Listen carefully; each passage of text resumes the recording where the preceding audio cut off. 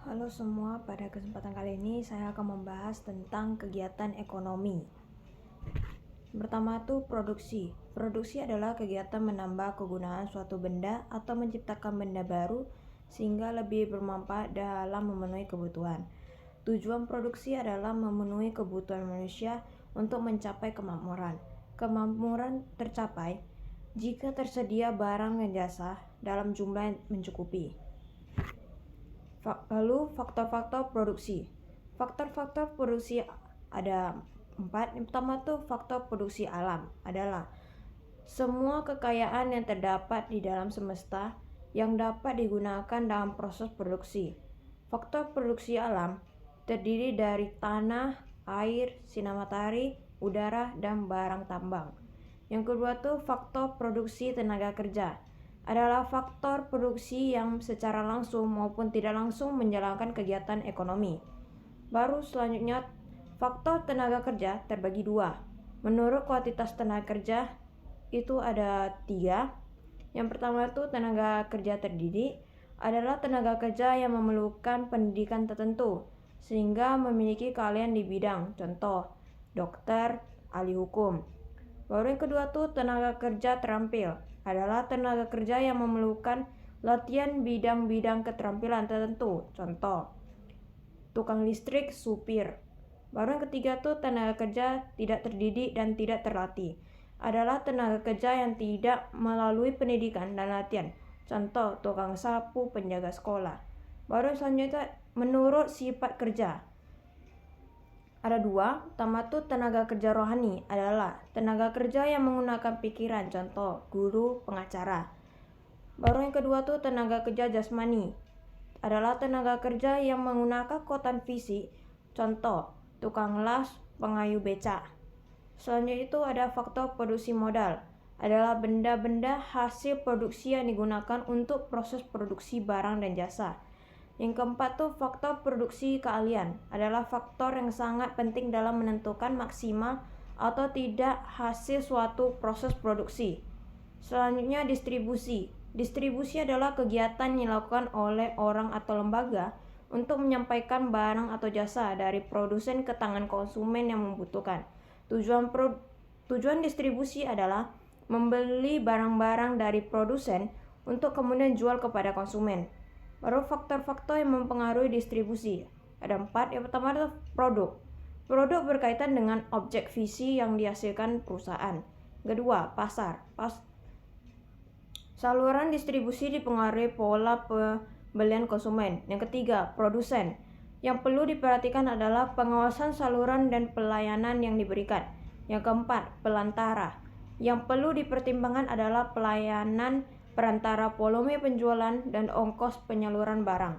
Selanjutnya itu ada konsumsi. Konsumsi adalah kegiatan yang bertujuan mengurangi atau menghabiskan manfaat suatu benda, barang, dan jasa dalam rangka pemenuhan kebutuhan.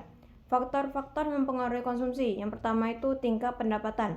Makin tinggi pendapatan seseorang, makin banyak jumlah dan jenis barang yang dikonsumsi dan sebaliknya. Yang kedua itu tingkat harga barang dan jasa. Makin tinggi harga suatu barang dan jasa, makin sedikit jumlah barang dan jasa tersebut dikonsumsi dan sebaliknya. Yang ketiga tuh ketersediaan barang dan jasa. Walau uang tersedia, apabila barangnya tidak tersedia, kita tidak bisa mengonsumsi barang tersebut. Selanjutnya, faktor non-ekonomi. 1. Jumlah tanggungan keluarga makin banyak.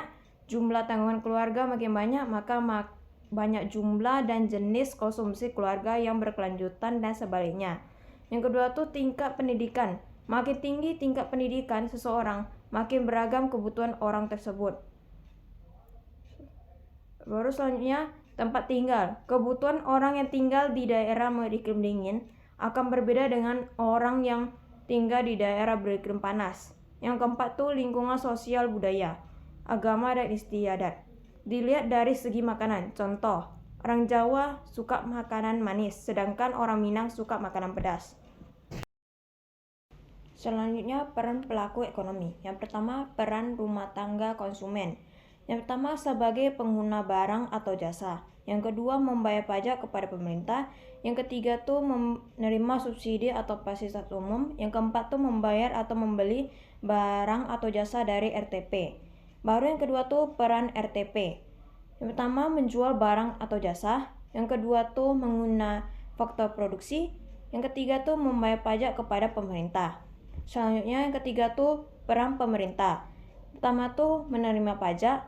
Yang kedua, memberikan subsidi atau fasilitas umum. Yang ketiga, membangun atau memperbaiki fasilitas umum. Yang keempat, sebagai konsumen untuk memenuhi kebutuhan negara atau belanja negara. Baru yang keempat tuh peran masyarakat luar negeri. Yang pertama, sebagai pemberi bantuan dana. Yang kedua, sebagai konsumen dalam kegiatan impor dan ekspor. Yang ketiga, membayar pajak. Yang terakhir, menambah devisa negara. Selanjutnya pelaku ekonomi. Yang pertama, dua pelaku. RTK memberikan faktor produksinya melalui pasar input kepada RTP. Sebagai balasannya, dia memberikan sejumlah uang yang disebut upah atau gaji sewa kepada RTK.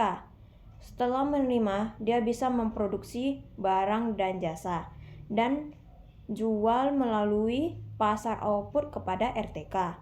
Yang keempat tuh sebagai balasannya, barang dan jasa diterima RTK dari RTP. Selanjutnya, tiga pelaku.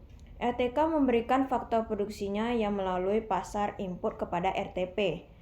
Yang kedua tuh sebagai balasannya, dia memberikan sejumlah uang yang disebut upah, gaji, sewa kepada RTK. Setelah menerima, dia bisa memproduksi barang dan jasa dan dijual melalui pasar output ke RTK.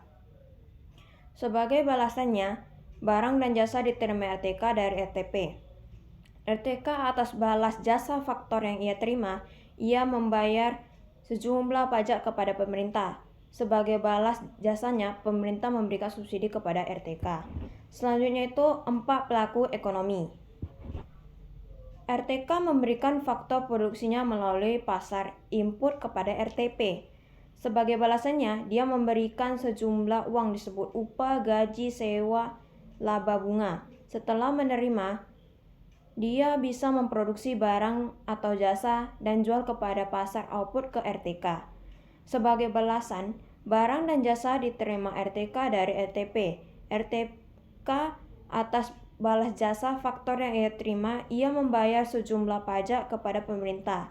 Sebagai balas jasa, pemerintah memberikan subsidi kepada RTK. Setelah mendapatkan faktor produksi, diimpor ke pasar output ke RTK atau pemerintah. Sekian dari